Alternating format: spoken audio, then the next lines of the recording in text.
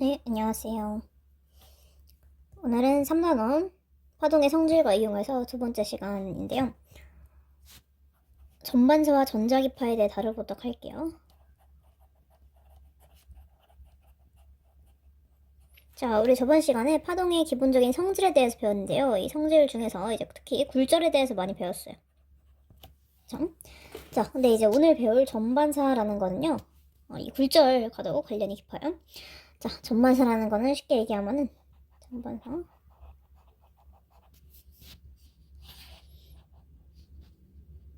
이거는 전부 반사된다 이런 뜻이에요.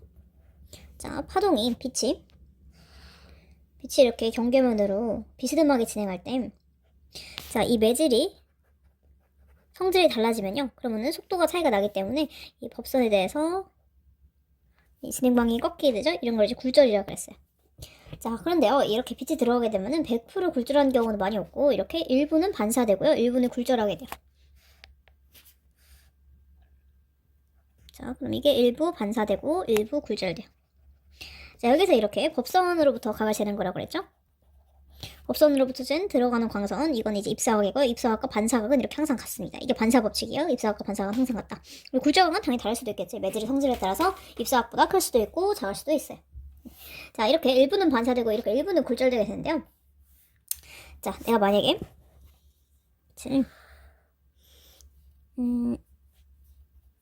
내가 이렇게 입사각을 줘볼게요. 자, 근데 이제 매질 1이 있고 매질 2가 있는데, 자, 매질 1이 더 속도가 작다고 해볼게요. 그리고 매질 2가 더 속도가 커요. 자, 그러면은 내가 이렇게 파동을 시키면요. 자, 느린 쪽으로 꺾인다고 했죠? 그렇기 때문에 지금 이 입사각보다 굴절각이 더 커질 거예요. 그래서 굴절각이 이 i보다 더 커져요. 이렇게 r 이렇게 커지겠죠? 그래서 굴절각이 이렇게 생기게 돼요. 이런 식으로. 그리고 이렇게 일부는 굴절되고요. 일부는 반사되겠죠? 반사각은 입사각이랑 같습니다. 자, 근데 이렇게 내가 점점 더 속도가 큰 매질로 진행을 시켜요. 그러니까 내가 속도가 작은 매질에서 속도가 큰 매질로 굴절을 시키면, 입사를 시키면 이렇게 점점 굴절각이 입사각보다 크게 되잖아요. 그쵸? 근데 내가 이 상태에서 입사각을 점점 늘려요. 그럼 내가 이렇게 입사각을 크게 하면 굴절각도 점점 커지겠죠? 자, 그러다가 언젠가는 굴절각이 이렇게 딱 90도가 되는 순간이 올 거예요. 그쵸? 자, 그래서 여기 우리 스넬 법칙을 한번 써볼게요. 이 상황에서 스넬 법칙. 사인 I 입사각 분의 사인 R 굴절각보다 여기 I1에서의 속도 V1, V2 그리고 굴절률은 거꾸로 N1분의 N2 이렇게 이게 상대의 굴절률인데요. 자, 근데 이제 입사각이 커질 때 당연히 이 비율이 일정해야 되니까 굴절각도 점점 커져요. 그쵸? 그러다가 굴절각 R이 90도가 되는 순간이 온 거예요. 그쵸? 자, R이 90도가 되면 어떻게 돼요? 사인 R이 1이 되겠죠. 그쵸? 자, 이렇게 사인 R이 1이 되는 순간에는 지금 어떻게 되겠어요? 이게 1이니까 사인 이때 입사각을 임계각이라 그래요. 굴절각이 90도가 되는 순간 임계각. 이걸 IC라 그래요. 크리티컬. 그래서 자, 이게 지금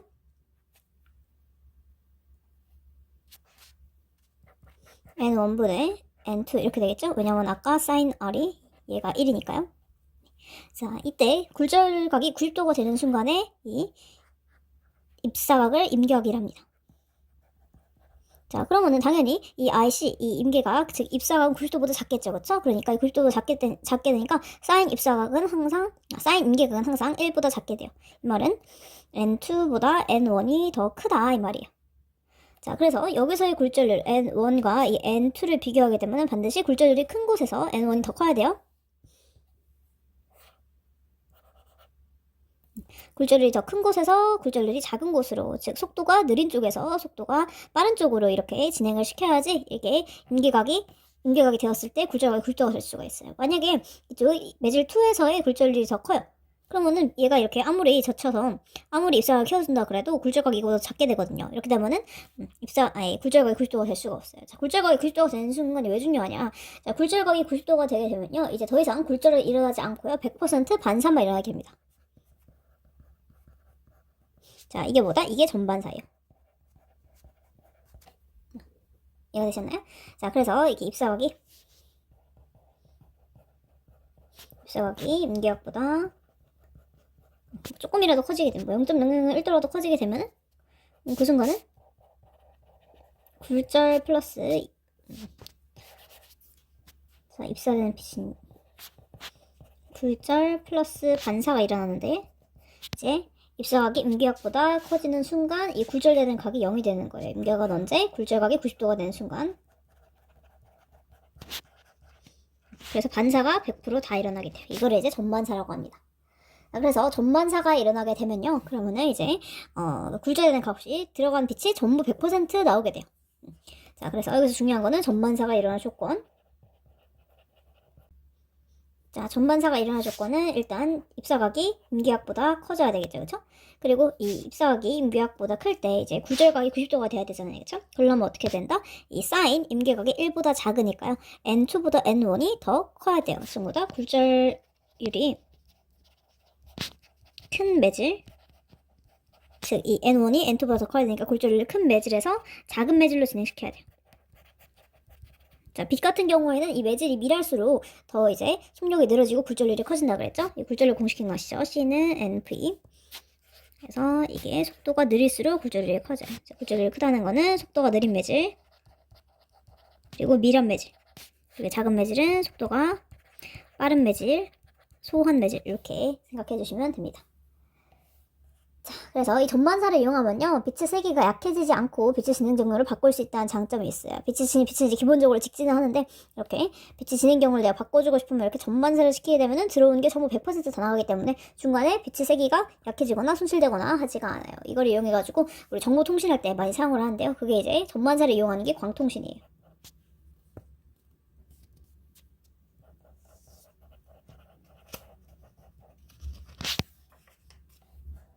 자, 광통신은 어떤 거냐면요, 광섬유를 이용하고요. 이 광섬유라는 게 약간 이제 유리나 플라스틱 같은 거를 아주 약간 머리카락 굵기로 아주 얇게 뽑은 거예요. 그래서 이 광섬유 안에서 빛을 전반사시켜요. 중요한 거는 이 광섬유를 감싸고 있는 이 클레딩이라는 게 있어요. 광섬유 안에 안쪽에 있는 걸 코어라고 하고요. 이 코어를 감싸고 있는 클레딩 이렇게 이루어져 있어요. 광섬유. 이런 식으로 있어요. 자, 여기서 이제 이쪽에다가 뭘 달 거냐면 송신기를 다는 거예요. 송신기는 이제 발광 다이오드 LED로 돼서 이제 빛 신호를 이렇게 전송하게 되는데요. 자, 이렇게 여기서 이제 전기 신호를 내가 전달하고 싶은 전기 신호를 빛으로 바꿔서 쏴주는 거예요. 그래서 이제 빛을 쏴주는데 빛을 쏴줄 때 이제 이게 임계각보다 큰 각으로 이렇게 넣게 되는 거예요. 자, 그러면 이제 코어와 클레딩 얘네 같은 경우에는 이 접합면과 수직인 법선이 있고요. 자, 이 법선에서 임계각보다 큰 각으로 쏴주게 되면 100% 반사가 일어나요. 그래서 전반사가 이렇게 일어나게 됩니다. 이렇게 이런 식으로. 그래서 손실되는 거 없이 이렇게 전송하게 되는 거예요. 그러면 이제 이쪽 반대편에서 받은 수신기가 이 빛 신호를 다시 이제 전기 신호로 바꾸게 돼요. 자, 이 중간에 이제 증폭기라든가 이런 게 있어요. 이게 엄청 길게 되면은 중간에 이제 아무래도 증폭기가 필요할 때도 있는데, 이제 이렇게 되면은 훨씬 에너지 손실이 적고, 그리고 이제 코어를 클레딩이 감싸고 있는 구조다 보니까 외부 전자기파에 간섭을 받지 않고 멀리까지 보낼 수 있어요. 중간에 이렇게 뭔가 전자기파 이런 전파 통신을 하면은 중간에 다른 전파에 의해서 간섭이 될 수도 있고 도청이 될 수도 있는데 그런 위험이 적기도 하고요. 그리고 이제 얘 같은 경우에는 중간에 뭔가 이런 게 티끌이 이런 게 들어가면 안 돼요. 그리고 티끌이 들어가거나 아니면은 보통 이제 이 광 케이블을 바닥에 묻어둬가지고 장거리로 전송할 때는 바다 아래에 묻어두기도 하고요. 이런 광섬유를 여러 개 한 그 광 케이블이라는 게 있어요. 광 케이블을 묻어서 사용을 하는데 뭐 지진이나 이런 것들을 이용하면은 여기가 중간에 손상되거나 할 수가 있거든요. 이렇게 되면은 중간에 어떤 한 부분이라도 손상이 일어나면 전체의 통신이 안 되게 돼요. 여기가 끊어지게 되면은. 이제 이런 경우에는 중간에 수리하거나 교체하기가 힘들다라는 거, 그런 이제 장단점이 있습니다. 그래서 여기서 좋은 점은 대용량의 정보를 에너지 손실이 적고요. 멀리까지 전달할 수 있어요. 그래서 장거리 통신을 이용합니다. 그래서 이 광섬유로 이루어진 다발, 광 케이블 이런 거를 이제 대륙간에 바닷속에 깔아놔가지고 이 해저 광 케이블, 그래서 해저 통신, 대륙을 건너서 하는 통신에 이걸 이용해요. 좀 작게는 이제 아파트나 이런 데서 쓰기도 하고. 그래서 각 세대마다 이렇게 광 케이블을 연결해가지고, 광섬유를 연결해가지고 이거를 통해서 이제 정보통신을 하게 되는 거예요. 그래서 이것도 이제 빛을 이용한 정보통신 기술의 일종이죠. 얘는 전반사량이었고요. 자, 그래서 제일 중요한 거, 여기서 이제 문제가 많이 나오는 거는 이제 이 클레딩이랑 코어의 관계인데요. 자, 전반사가 일어나려면 우리가 빛을 쏴줄 때 어디서 쏴주냐면 코어에서 클레딩으로 쏴주잖아요. 그쵸? 코어에서 클레딩으로 쏴줄 때 전반사가 일어나야 되는데, 자, 그러면은 코어가 굴절률이 더 커야 되는 거예요. 클레딩이 굴절률이 더 작아야 되고요. 그리고 코어에서 굴절률이 크단 말이야. 빛 속도가 느리단 말이죠. 느려야 되고, 클레딩에서 빛 속도가 더 빨라야 되겠죠. 그래야지 이게 일어나게 될 거고, 전반사가 일어나게 될 거고요. 그리고 최초에 쏴주는 각이 임계각보다 더 커야 된다라는 거. 그럼 코어가 더 밀한 물질, 클레딩이 조금 더 코어보다는 뭔가 덜 빽빽한 그런 물질이 되겠죠. 자, 이런 식으로 광통신을 이용해서 정보를 전달하기도 합니다. 자, 그래서 이번 단어는 전반사 전자기파인데요. 이런 전반사에서 사용되는 요 LED, 이 빛 같은 경우는 이제 주로 적외선을 많이 써요. 이번에는 다른 종류의 빛을 전달할 수 있는 정보에 사용되는 예시를 볼 텐데, 자, 그럼 이제 다른 종류의 빛, 전자기파를 한번 봐보도록 할게요. 전자기파. 자, 전자기파, 다른 말로 하면 빛이에요. 빛을 조금 더 넓은 범위에서 이렇게 되니까 우리가 생각하는 빛은 눈에 보이는 빛이죠. 그런 건 이제 가시광선도 전자기파의 일부인데요. 전자기파라는 게 사실 우리 2단원에서 배운 거예요. 전기장과 자기장. 얘네가 서로가 서로를 유도하면서 퍼져나가는 파동, 이거를 이제 전자기파라는데요. 앞에 살짝 언급을 했는데, 전자기파는 역학적 파동과 다르게 매질이 필요 없어요. 서로가 서로를 유도하면서 나와요. 우리 2단에서 배운 게, 전기장이 생기면 전기장이 자기장을 유도하고, 변화한 전기장이 자기장을 유도하고, 변화한 자기장이 전기장을 유도해요. 자, 그래서 기본적으로 전자기파가 생기려면 일단 전기장의 변화가 생겨야 돼요. 이런 전자가 위아래로 진동을 해요. 그냥 정지해관 등속운동하는 게 아니라 가속운동해야 돼요. 즉 진동해요. 그죠? 그러면은 전기장의 변화가 생기겠죠. 그죠? 그러면은 이 전기장의 변화가 생기게 되겠고, 이게 전기장이에요. 전기장 변화 이렇게 생각. 자, 그럼 이제 변화하는 전기장 뭐를 만드냐면 변화하는 자기장을 만들어요. 자, 근데 얘네 방향에 주의를 하셔야 돼요. 방향은 전기장과 자기장은 우리 오른손부터 기억나시죠? 전기장 이쪽으로 생기면은 자기장은 이렇게 생기죠. 그쵸? 이거랑 수직한 평면으로 생겨요. 그래서 자기장은 이거랑 수직으로 이거랑 수직 이렇게 생깁니다. 자, 근데 이 자기장이 변화하게 되면 이 자기장이 또 전기장을 유도해요. 그래서 전기장이 이렇게 생겨요. 그럼 또 이 변화하는 전기장이 이번에는 변화하는 자기장을 유도해요. 이런 식으로. 얘랑 수직이요. 이렇게. 그래서 이렇게 서로가 서로를 유도하면서 퍼져나가는데요. 그러면은 이 전자기파의 방향은, 진행 방향은 어떻게 된다? 이 둘과 전기장, 자기장과 동시에 수직인 방향. 전기장은 E로 쓰고요. 자기장을 B로 써요. 자, 전자기파는 얘네 둘 모두가 수직인 이 방향으로 진행을 하게 됩니다.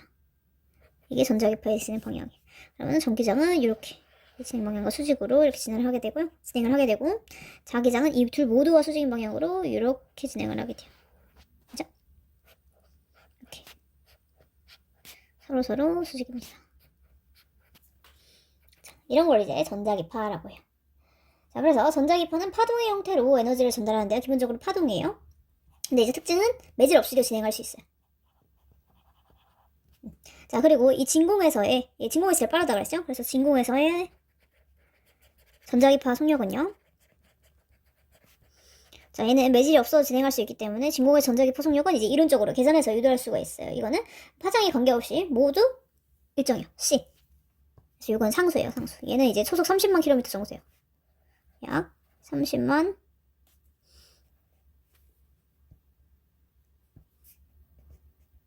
km/s 정도가 됩니다. 네. 그리고 이것도 이제 전자기파의 속력이기 때문에 V는 F 람다 아시죠? 여기서 이제 V 대신 C를 넣어주면 C는 F 람다입니다. 자, 그러면은 C가 일정하기 때문에 매질이 일정하기 때문에 이 F랑 람다는 반비례하게 되는 거예요. 그래서 전자기파 같은 경우에는요, 파장이 짧을수록 이 진동수는 커지고요, 파장이 길수록 진동수는 짧아져요. 네. 자, 그래서 전자기파의 종류에 대해서 얘기를 해볼 건데요. 이 전자기파의 종류는 이 파장의 길이에 따라서 구분해요. 자, 근데 잠깐 여기서 전자기파의 에너지에 대해서 얘기를 해볼게요. 전자기파, 이 빛의 에너지는요, 뭐에 비례하면 진동수에 비례해요. 그래서 이거를 HF 이렇게 쓰는데, 자, 이건 약간 살짝 느낌이 다르긴 한데, 중요한 건 뭐냐면은, 뭐에 비례한다? 진동수에 비례한다. 진동수. 그래서 진동수가 클수록 에너지가 큰 파장이고요. 그래서 이 전자기파를 파장에 따라서 한번 분류를 할 건데요. 자, 그러면은 이렇게 길게 스펙트럼을 하게 되면요. 자, 이쪽이 파장이 긴 빛이에요. 파장이 길면요, C는 F 람다이기 때문에 파장이 길면은 진동수는 짧아지고 에너지는 낮아져요. 여기도 파장이 짧아요. 그러면 진동수는 커지고 에너지가 커지게 되는 거예요. 있나요?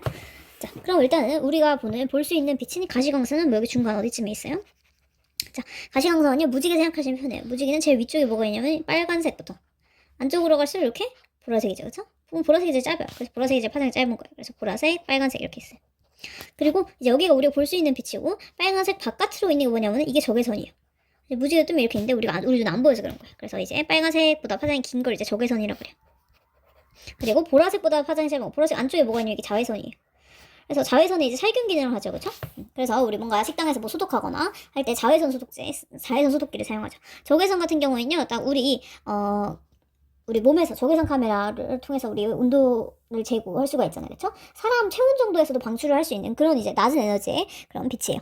그래서 적외선 이런 거 있고요. 자, 그리고 이제 적외선보다 파장이 짧은 거, 이걸 이제 마이크로파라고요. 자, 마이크로파는요, 이제 파장이 이제 한 마이크로미터 정도기 때문에 마이크로파라고 해요. 그리고 이제 마이크로파는 보통 어디에 쓰냐면 전자레인지, 무선 통신에 많이 써요. 핸드폰 혹은 뭐 와이파이 이런 게 이제 마이크로파 영역입니다. 그리고 이거보다 파장이 더 긴 걸 이제 라디오파라고 그래요. 이제 라디오파는 당연히 라디오에 쓰겠죠. 라디오 중에서도 뭐 FM 채널, AM 채널 이렇게 다르게 있는데 그거에 따라서도 점점 이제 영역대, 파장대가 다르고요. 그리고 뭐 텔레비전 방송, 뭐 전파 망원경 혹은 뭐 GPS 이런 거야 이제 라디오파 이런 원거리. 먼 거리에서 통신을 할 때는 라디오파를 사용을 합니다. 그래서 파장이 길수록 특히 회전이 잘 되는 특징이 있어요. 회전이 휘어지는 정도예요. 회전성이 크고요. 또 파장이 짧을수록 투과성이 크다는 성질이 있어요. 뚫고 가는 거. 그래서 이 정도 되고요. 자, 그리고 이제 이 마이크로파, 라디오파 이쪽으로 이제 통쳐서 이제 전파 이렇게도 불러요. 전파 영역대. 전파 중에서 조금 파장이 짧은 걸 마이크로파, 파장이 좀 긴 걸 라디오파 이렇게 부르는 거죠. 자, 그리고 자외선보다 파장이 짧은 거는 어떤 거냐면 X선이 있어요. 자, X선 잘 아시죠? X선은 이제 투과성이 이제 자외선보다 에너지가 더 커요. 투과성이 크기 때문에 얘네 같은 경우는 뭐 X선 사진 찍을 때 많이 쓰고요. 자, 이거보다 더 파장이 짧은 거 이런 것들이 이제 감마선. 자, 감마선은요, 이건 방사능의 일종이에요. 에너지가 너무 크기 때문에 이 감마선 같은 경우에는 잘 쓰면 우리가 이제 뭐 암치료 이런 거에 사용할 수도 있는데 이게 잘못 쓰면 암세포뿐만 아니라 멀쩡한 세포도 죽이거나 혹은 뭐 유전자 서열이라든가 이런 걸 망가뜨릴 수가 있어요. 그래서 이 방사능이라는 위험한 그런 거죠. 그래서 점점 이쪽으로 갈수록 에너지가 크고 투과성이 크기 때문에 이 방사능 같은 경우 그래서 방사능 차폐를 하려고 납으로 둘러싸인 그런 상자를 이용하기도 하거든요. 그래서 투과성이 커지고 이 라디오파, 마이크로파 이쪽으로 갈수록 회절성이 더 커진다 이렇게 생각하시면 됩니다. 자, 그래서 여태까지 전자기파의 다양한 종류에 대해서 알아봤고요. 이 모든 전자기파는 전부 파장은 달라도 진공에서 속도는 C로 일정하게 돼요. 그리고 각각의 특징이나 사용되는 영역 같은 거 알아두시면 좋습니다. 자, 바로 이어서 파동의 간섭에 대해서 얘기를 해볼게요. 자, 우리 이번 3-1단원에서 파동의 여러 가지 성질과 그 성질을 어떻게 이용하는지에 대해서 얘기를 해봤는데요. 파동의 성질을 하면 뭐 일단 직진, 그리고 굴절, 반사, 회절, 간섭 등등 여러 가지가 있는데 이번에 이제 간섭에 대해서 얘기를 해볼게요.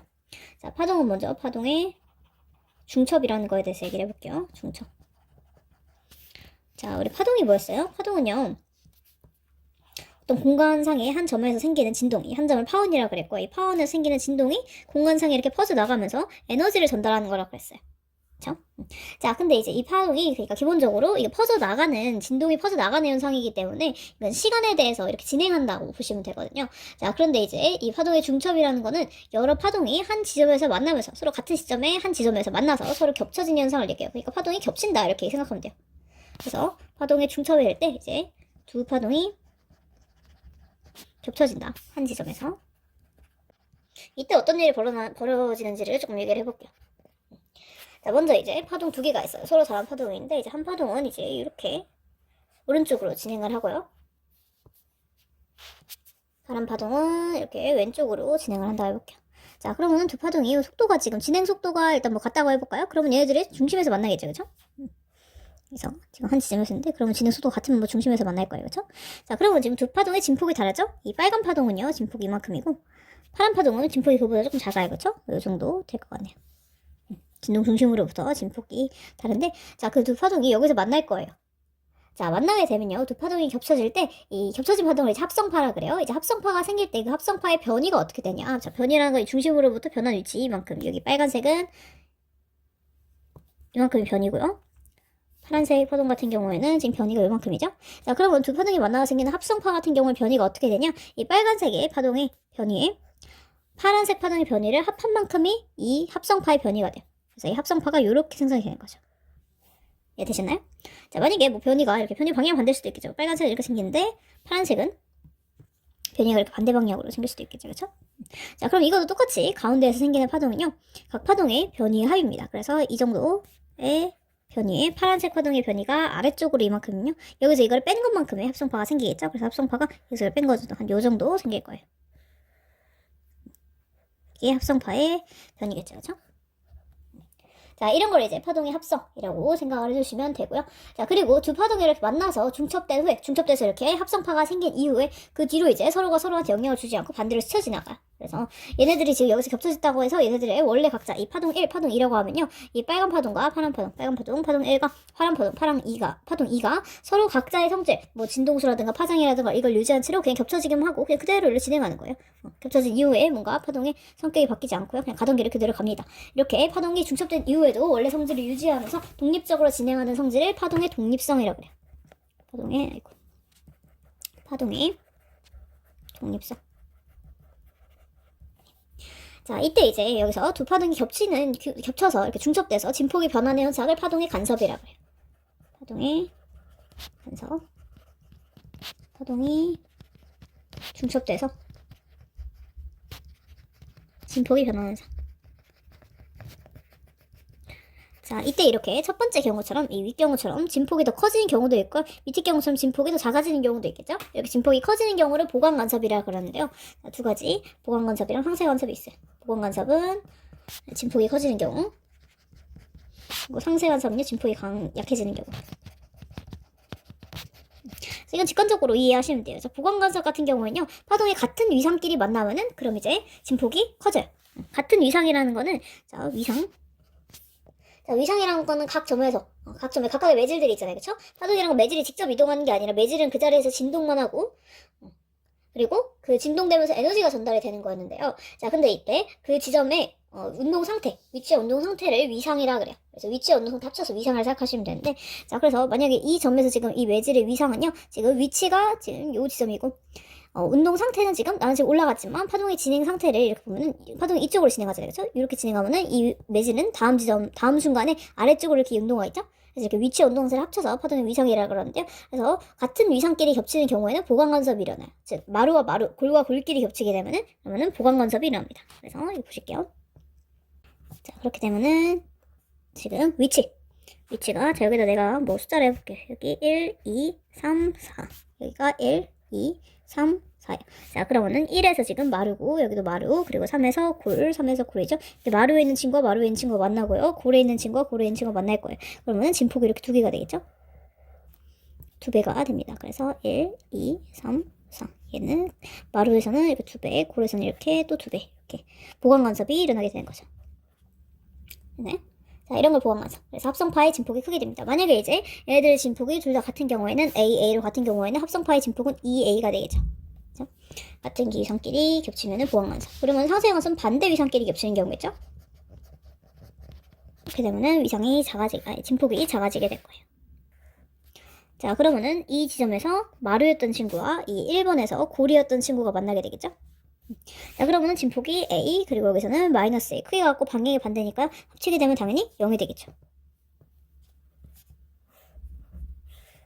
그러면은 이렇게 합성파는 0이 됩니다. 그래서 이게 지금 합성파의 진폭이고 여기서는 이게 합성파의 진폭이 되는 거죠. 이거 됐나요? 그래서 합성파의 진폭이 작아지는 경우를 상쇄간섭이라고 해요.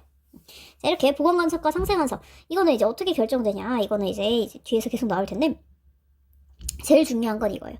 보강간섭과 상쇄간섭이 어디서 일어나는지 이 지점을 찾는 게 중요하거든요. 이제 딱 한마디로 할 수 있어요. 경로차.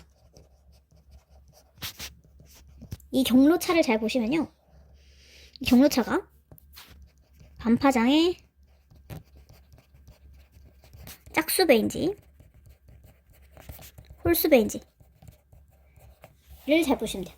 경로차가 반파장이랑 파장의 절반. 그러니까 이만큼이 한 파장이면 이만큼이 반파장이 되겠죠. 이게 반파장이에요. 파장의 절반. 자, 반파장이 짝수배가 되면 이거는 보강간섭을 하고요. 홀수배가 되면 이거 상쇄간섭을 해요. 자, 이거는 잘 이제 지금 이해가 잘 안 되실 수도 있는데, 자, 일단은 구체적으로 한번 봐볼게요. 자, 먼저 물결파에 대해서 보도록 할게요. 물결파, 그리고 소리, 이 두 가지를 볼 건데, 물결파의 간섭. 자, 물결파는 아까 우리 저번 시간에 굴절 얘기할 때도 봤는데, 자, 굴절을 할 때 본 물결파는 이렇게 평면으로 된 물결파였어요. 그래서 이렇게 직선으로 파면이 이렇게 직선으로 진행을 했는데, 자, 이번에는 이렇게 선으로 된 게 아니라 한 점에서 진동을 시킬 거예요. 그러니까 이런 수조를 위에서 본 거예요. 수조를 위에서 봤는데, 여기서 이제 콕콕콕 찍어준다 보면 돼요. 옆에서 보면요, 여기서 뭔가 바늘 같은 걸로 물을 이렇게 콕콕콕 찍어주는 거예요. 가운데 돌려지는 것처럼. 그러면은 이렇게 원형파가 이렇게 퍼져 나가 있죠. 그러면은 옆에서 봤을 때 이쪽이 마루, 이쪽이 골, 이쪽이 마루, 이쪽이 골, 이런 식으로 마루골, 마루골, 마루골이 반복이 될 거예요. 마루골, 마루골. 그러면은 그걸 이제 스크린에 투영한 게 우리가 보는 이 그림인데, 자, 마루인 쪽이 이렇게 밝게 나온다 그랬어요. 골인 쪽은 어둡고요. 그러면은 마루인 쪽이 이렇게 원으로 생기겠죠. 자, 그러면은 뭐다? 요 밝은 곳부터 다음 밝은 곳까지 이만큼이 한 파장인 거예요. 그렇죠? 그리고 이 어두운 쪽은 보통 점선으로 표시해요. 이렇게. 자, 이렇게 볼 수 있는데, 그래서 이거를 스크린에 옮겨 놓으면은 가운데에서 시작해가지고 또 마루 이런 식으로 원형파가 생길 수 있는 거죠. 그래서 한 파장은 실선부터 다음 실선 혹은 점선부터 다음 점선까지가 이제 한 파장이겠죠. 자, 이렇게 여러 개 하게 되면은 이게 이제 이런 파원이 한 개가 아니라 두 개가 근처에 있다. 그래서 얘네들끼리 간섭하면은 그게 이제 물결파의 간섭인데요. 자, 물결파의 간섭 한번 보도록 할게요. 내가 파원 S1이 있고요. 파원 S2가 있어요. S1과 S2가 있어요. 여기서 생성된다고 해볼게요. S1이랑 S2. 그죠? 자, 그러면은 S1은 지금 여기가 실선이 마루예요. 여기가 마루. 자, 그러면 한 파장이 이만큼이겠죠? 이만큼이 한 파장이에요. 그리고 여기가 이제 가운데가 골 이렇게 되겠죠? 자, 이렇게 생긴 물결파 S1이 있어요. 그리고 이 물결파 S1이랑 이제 뭐 파장도 똑같고 위상도 똑같은 S2가 있다고 해볼게요. 위상이 똑같은 건 똑같이 안쪽부터 이렇게 마루, 여기가 골, 그리고 여기가 마루. 그죠? 그리고 이제 여기가 골, 그리고 여기가 마루. 이렇게 생겼다 이거예요. 네. 자, 이런 식으로 S1과 S2가 있어요. 자, 그러면 이제 이 물결파의 각 지점에서 여기 지금 가운데 보시면요. 여기서 지금 간섭이 일어나고 있죠? 여기 이 부분에서. 그쵸? 자, 이때 S1과 S2를 연결하는 선에서 수직 이등분선을 그으면요. 자, 수직 이등분선이라는 건 이 S1과 S2로부터 같은 거리에 있는 점들의 집합이 수직 이등분선이에요. 지금 여기서 살짝 이게 어긋나긴 했는데. 수직 이등분선, 수직처럼 안 생겼지만 어쨌든 대충 여기가 수직 이등분선이에요. 자, 그럼 이 수직 이등분선 위에 있는 점들은 전부 S1과 S2로부터 같은 거리에 있어요. 그러니까 요 점 빨간색으로 해볼게요. 자, 이 점 여기서는 실선과 실선이 만나요. 그쵸? 여기 이 점은 점선과 점선, 골과 골이 만나요. 여기서는 어떻게 돼요? 여기서는 실선과 실선이 만나요. 자, 이런 데서는 뭐가 일어나냐면 뭐가 일어나냐면은 보강간섭이 일어나요. 같은 위상끼리 만났으니까요. 그쵸? 자, 그리고 빨간색으로 계속 할까요? 자, 여기 또 보강간섭이라는 거 찾아볼까요? 또 보강간섭 여기 마루가 만나죠. 보강간섭은 점으로 찍을게요. 여기 보강간섭 마루가 만나고요. 그리고 또 어디 있을까? 여기 골과 골이 만나니까 이것도 보강간섭이에요. 골과 골이 만나다 보강간섭이에요. 자, 그럼 상세간섭은요, 위상이 반대인 애들끼리 만나는 거예요. 마루랑 골이 만나는 점, 이런 점, 이런 점, 이런 점, 이런 점, 이런 거는 상세간섭이겠죠. 그럼 조금 더 그려볼게요. 그러면은 이제 뭐 여기가 또 S1에서 이렇게 될 수도 있고, 그리고 S2도 한 칸 더 그리면은 뭐 이렇게 될 수가 있겠죠, 그렇죠? 자, 그러면은 역시나 수직 이등분선 위에 있는 요점 같은 경우는 여기선 지금 보강, 마루마루 보강, 여기는 골골 보강, 여기 마루마루 보강, 골골 보강 이런 식으로 반복이 되고요. 여기는 지금 골골 보강, 여기도 골골 보강. 그리고 여기는 상쇄, 그리고 상쇄. 자, 이렇게 상쇄 간섭되는 경우는요, 밝기 변화가 없다 이런 식으로 나와요. 왜냐면은 이 스크린 상에서 마루인 부분, 마루끼리 간섭이 되면은 밝게 보이고요. 골끼리 간섭되면 어두워지거든요. 근데 여기 상세 간섭되는 부분은 이제 이 물 높이 변화가 없어요. 그래서 밝기 변화가 밝거나 어둡거나 이런 게 아니라 그냥 그런 밝기의 변화가 없이 그냥 그대로인 거예요. 그래서 이런 상세 간섭되는 경우에는요, 밝기 변화가 없다 이런 식으로 지문에서 나옵니다. 그래서 이걸 보면 이제 판단할 수가 있겠죠. 자, 근데 이제 이 지점들을 한번 분석을 해볼게요. 내가 상세 간섭이 일어나는 점을 한번 분석해볼까요? 상세 간섭이면은 요색으로 볼게요. 자, 상세간섭. 자, 요 점을 한번 볼게요. 자, 이 점에서는 지금 이쪽에 마루랑 이쪽에 골이랑 만나는데요. 자, 마루 요걸 보면요. 자, S1으로부터 거리를 한번 볼게요. 내가 여기 이 반파장을 1이라 해볼게요. 그럼 한 파장은 2겠죠? 그러면 여기 지금 1이에요. 전부 동심 1이니까 여기 S1으로부터 이 점까지의 길이를 쉽게 구할 수 있죠? 지금 한 파장, 두 파장. 그러면은 S1으로부터 거리는, 자, 제 거리는 두 파장이에요. 2람다 이렇게 볼게요. 자, 그리고 S2로부터의 거리 볼까요? S2로부터의 거리. 자, 보면은 이게 한 파장, 두 파장, 세 파장, 그리고 2분의 1파장. 그러면은 S2로부터의 거리는 얼마다? 3.5람다예요. 그럼 이 두 파장 사이의 경로차가 어떻게 돼요? 1.5람다죠? 그럼 반파장은 0.5람다죠? 0.5람다의 몇 배예요? 3배예요. 자, 이렇게 반파장이 홀수배가 되면은 그럼 이제 마르와 골 이렇게 서로 엇갈려서 만나게 되는 거예요. 사실 이게 당연해요. 같은 파장끼리 만나게 되면요. 이렇게 되잖아요. 그쵸? 자, 근데 내가 경로차가 이 어긋난 정도가 홀수배만큼 어긋나요. 그러니까 1배 또는 2배, 3배 어긋나요. 이거 반파장이 홀수배 어긋나면 이게 반파장인가요? 홀수배면 그럼 이렇게 된다는 거예요. 그쵸? 그렇게 되면은 서로 반대 위상끼리 만나니까 여기서 상쇄가 일어날 수밖에 없겠죠. 그쵸? 여기서는 골이랑 마르랑 만나고. 그래서 이렇게 반파장이 홀수배 어긋나는 경우는 이렇게 상쇄간섭이 일어나게 돼요. 그래서 여기가 결론적으로는 뭐다? 상쇄간섭이 일어나게 된다. 반파장이 홀수배만큼 간섭됐으니까. 경로차가 반파장 홀수배만큼 생겼으니까 상쇄간섭이 일어나게 돼요. 자, 그럼 보강간섭이 일어나는 지점 한번 볼까요? 보강간섭은 보강이니까 보라색으로 해볼게요. 자, 보라색 뭐 여기 한번 볼게요. 자, 이걸로부터 S1으로부터 이 보라색 지점까지 거리를 볼게요. 자, 이만큼이죠? 자, 그러면은 이게 한 파장, 두 파장, 세 파장, 그리고 0.5파장 이렇게 돼요. 그러면은 3.5람다만큼 차이가 나고요. S2로부터의 거리 볼게요. S2로부터의 거리는요. 한 파장, 두 파장, 그리고 0.5파장. 그럼 S2로부터의 길이는요. 2.5람다예요. 아, 그럼 이 차이가 지금 1람다만큼 나네요. 그럼 이거는 0.5람다의 반파장의 2배예요. 아, 그래서 이게 짝수배만큼, 반파장이 짝수배만큼 차이가 나니까 이거는 보강간섭이 이루어지는구나. 이렇게 볼 수 있죠. 자, 이것도 이제 어떻게 보면 직관적으로 보면 당연하죠. 내가 만약에 한 파장이 이만큼 있고요. 그쵸? 내가 얘랑 반파장이 2배만큼 차이가 난다. 그러면은 이거 한 칸, 두 칸만큼 차이가 나요. 그쵸? 그럼 이렇게 되겠죠. 그럼 반파장이 이렇게 짝수만큼 차이가 나면은 같은 것끼리, 마루는 마루끼리, 골은 골끼리 만나게 돼요. 골은 골끼리 이렇게 만나게 돼서 이렇게 보강간섭이 일어날 수밖에 없죠. 그래서 이거 물결파라든가 이렇게 두 파동의 간섭, 파원이 2개인 경우에 간섭이 일어나면 각 파원으로부터의 경로를 구하세요. 그리고 그 경로의 차이를 구해요. 경로차. 그래서 그 경로차가 반파장이 짝수배면은 보강간섭, 반파장이 홀수배면은 상쇄간섭이 이렇게 일어나게 되는 거예요. 그래서 물결파의 간섭, 정말 단골 문제니까 잘 봐주시고, 그리고 또 소리의 간섭 마지막으로 해볼게요. 소리의 간섭. 자, 소리 같은 경우에 이제 물결파가 안에 스피커겠죠, 그렇죠? 내가 이제 스피커로부터 스피커 1이 있고요, 스피커 2가 있어요.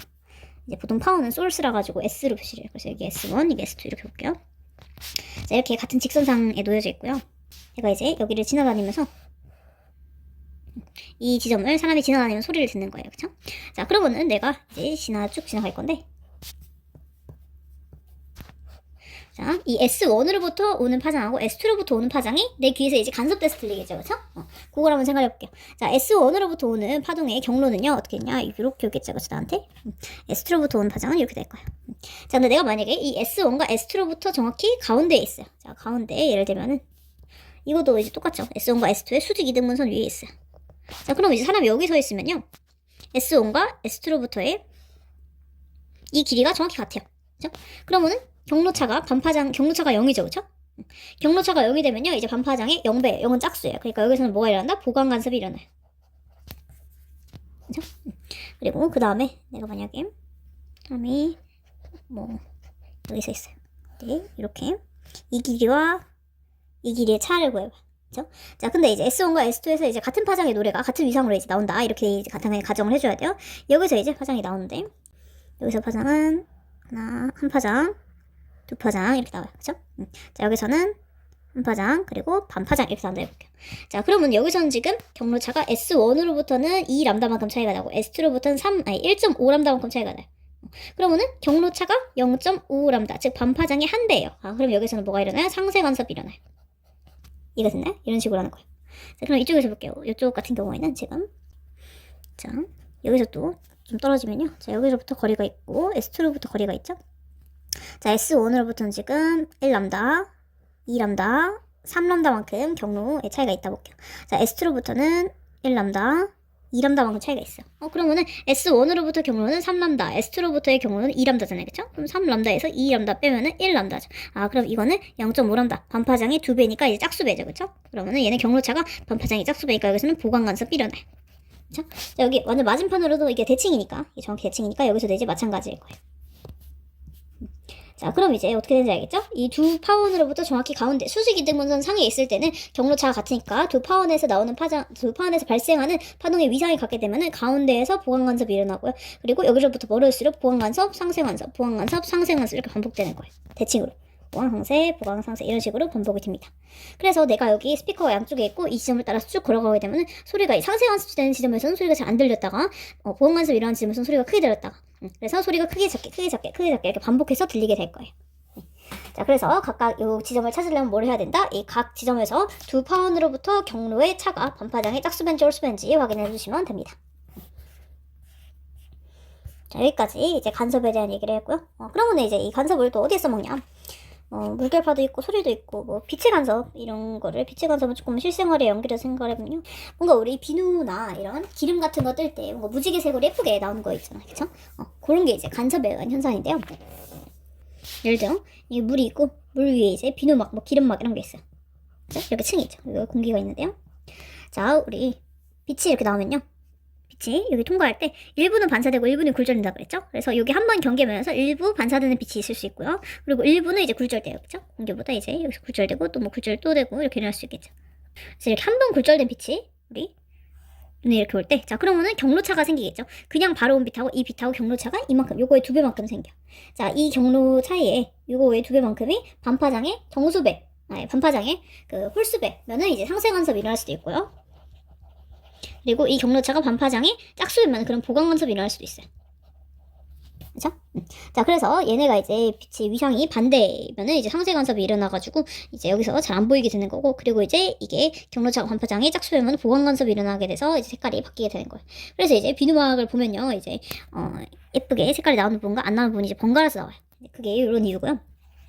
이거를 잘 이용하면은 얘네들끼리 잘 상쇄되도록 해가지고 반사되는 빛이 안 보이도록 할 수도 있어요. 그게 이제 어떤 경우냐면은 이제 안경에서 비치는 거 없이 이렇게 코팅한 거 있죠? 비침 방지 코팅. 여기 유리를 통과하지 못하고 유리 겉면에 있는 게 반사돼가지고 우리가 이렇게 반사광 때문에 사람 눈이 잘 안 보여요. 그쵸? 자, 그래서 이거를 방지하기 위해서 여기 위에 특수한 걸로 코팅을 해줘요. 그래서 유리 위에, 이게 안경 렌즈예요. 안경 렌즈 위에 특별하게 막을 코팅을 해주면요, 내가 이렇게 반사되는 빛이랑 뚫고 나와서 이렇게 되는 빛이랑 서로 상쇄돼가지고요, 이 반사광이 좀 덜 보이게 돼요. 그래서 여기 안에 있는 것 이렇게 잘 보일 수가 있는 거죠. 그래서 이런 이제 특수한 것들을 많이 사용을 합니다. 그래서 무반사 코팅 이런 거 빛을 이용한 반사에서 간섭에서 이용을 하게 되고요. 또 홀로그램 같은 것도 비슷한 원리예요. 홀로그램 같은 경우에는 각도에 따라 가지고 이거 반사되는 게 반사되는 경로가 달라지는 걸 이용을 해서 보강간섭, 산생간섭 이렇게 다른 색이 나오도록 만든 게 홀로그램이에요. 그리고 또 이제 제일 친숙한 거는 어떻게 보면 소음 제거 장치죠, 그렇죠? 자, 노이즈 캔슬링 같은 경우에는 내가 이제 헤드셋이 있으면요, 내가 들어오는 잡음 파형을 이제 분석해요. 그쵸? 들어오는 파형을 분석해서 이거랑 위상이 반대인 파형을 내보내요. 그럼 이제 서로 상쇄 간섭돼가지고요, 들어오는 소음을 이렇게 제거해주는 거예요. 훨씬 이제 적겠죠, 소음이. 자, 이걸 상쇄 간섭을 이용한 게 이제 소음 제거 기술입니다. 이렇게 간섭을 이렇게 다양한 곳에서 이용을 하게 됩니다. 네, 그래서 이렇게 파동의 여러 가지 성질 중에 간섭에 대한 내용은 여기까지 하도록 할게요.